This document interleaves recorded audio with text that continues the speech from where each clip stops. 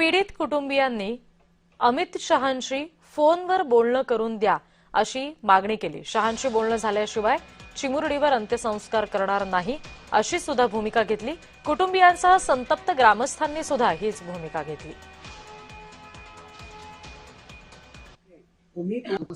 आमची अशी इच्छा आहे की ज्या मुलीवरती हा अत्याचार झालेला आहे त्या मुलीच्या आई वडिलांसोबत आपल्या भारताचे केंद्रीय मंत्री अमित शहाजी यांनी त्यांच्याशी बोलून त्यांच्याकडून आम्हाला आश्वासन पाहिजे, तुम्ही तो पाठपुरावा करावा म्हणून महाराष्ट्राचे गृहमंत्री आणि मुख्यमंत्री म्हणून तुमची जबाबदारी आहे।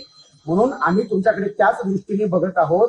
आज त्या मुलीचे आई बाबा मेल्यासारखे आहेत साहेब, आम्हाला तुमच्यावर विश्वास आणि आहे, आम्हाला तुमच्यावरती पूर्ण विश्वास आहे।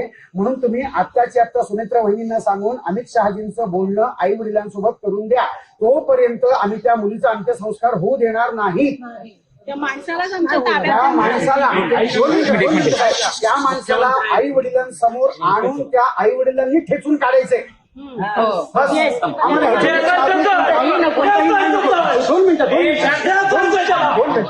मिनिटं साहेब, आणि 2 मिनिटं मला सांगा फास्ट ट्रॅक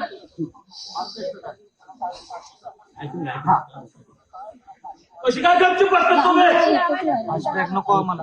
ऐका 2 मिनिटं मला एक सांगा फडणवीस साहेब, फास्ट ट्रॅकची आपली जी काही फास्ट ट्रॅकची केस आहे ती आतापर्यंत आत्ताची आता 2, 4, 8 दिवसात 15 दिवसात कोणाची निकालाला लावली तुम्ही सांगा बरं? कोणाची निकालाला लावली?